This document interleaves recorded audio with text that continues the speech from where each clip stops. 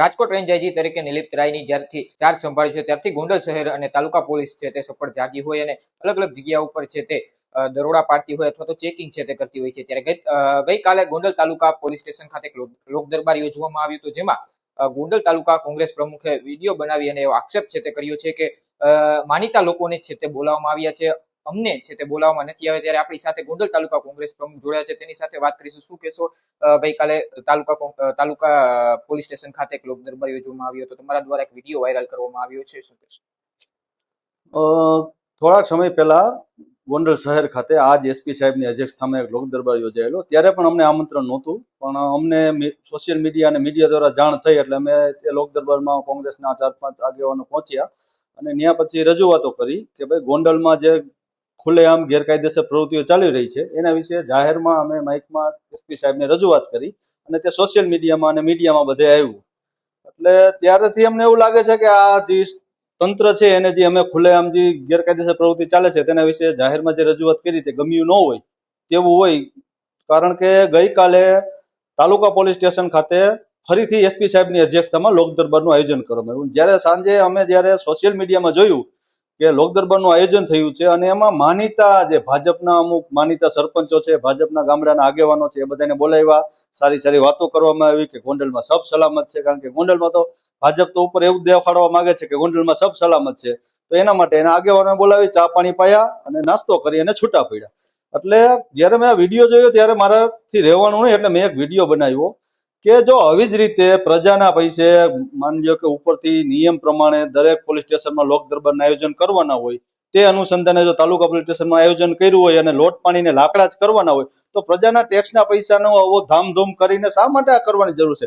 જો તમારે પ્રજાના પ્રશ્નો, અમે કોઈ અમારા પર્સનલ પ્રશ્નો માટે તો નહોતા આવવાના, ત્યાં પ્રજાના પ્રશ્નોને વાંચવવા માટે અમે ત્યાં જવા માંગતા હતા। જો તમે પ્રજાના પ્રશ્નો સાંભળવા નથી માંગતા તો પછી આવા લોક દરબાર જેવા નાટક કરવાની જરૂર શું છે?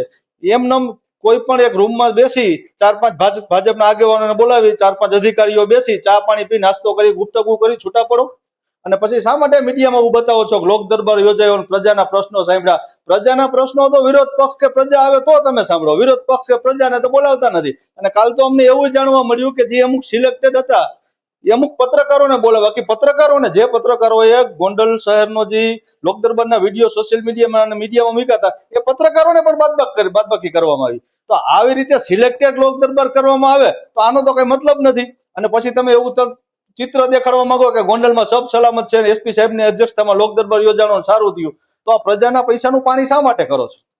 આની પેલા સિટી પોલીસ સ્ટેશન ખાતે યોજવામાં આવ્યો ત્યારે તમે રજૂઆત કરી હતી, એ લઈને ત્યારે અમે એને રજૂઆત કરી હતી કે જ્યારે તમે ગોંડલમાં કાયદેસર ખુલ્લેઆમ બિયર બાર, જે રીતે કેમ મહારાષ્ટ્રમાં અને દીવમાં છૂટ એવી રીતે બિયર બાર ખુલેલા છે, અને ગઈ વળી આ તો નિલીપ રાય સાહેબ આવ્યા એટલે થોડું કડક થયું, બાકી હમણાં ગઈ વળીએ હવે મેં જે બિયર બારની રજૂઆત કરી હતી ને એવા બિયર બાર જેવી દુકાનોની બહાર 35 જણા લાઈનમાં ઉભા હતા દારૂ લેવા માટે। ગોંડલમાં અમે એવું જોયેલું છે। જો મેં શહેરમાં લોક દરબારમાં આવી રજૂઆત કરી છતાં જો ખુલ્લેઆમ હાલતું હતું તો પછી આ પોલીસને બીજું તો શું કહેવાનું રહ્યું? ફક્ત ને ફક્ત નિલીપ રાય સાહેબ આવ્યા એટલે અત્યારે થોડું કડક થયું છે, અને અમે એવી આશા રાખીએ કે આવું ને આવું કડક કાયમી માટે રહીએ। બાકી અહીંના સ્થાનિક અધિકારી ડીવાયએસપી હોય કે સ્થાનિક પોલીસ સ્ટેશનના તાલુકાના સહિતના પીએ હોય, જાણે એને કામગીરી કરવામાં રસ જ ન હોય, ખાલી ફૂલ ગુલાબી ચિત્ર દેખાડવા માંગતા હોય એવું જ લાગી રહ્યું છે। ત્યારબાદ પોલીસે તમારો સંપર્ક કર્યો છે કે હવે આવનારા દિવસોમાં જ્યારે કોઈ પણ જગ્યાએ જો લોક દરબાર યોજાય તો તમને બોલાવવામાં આવશે?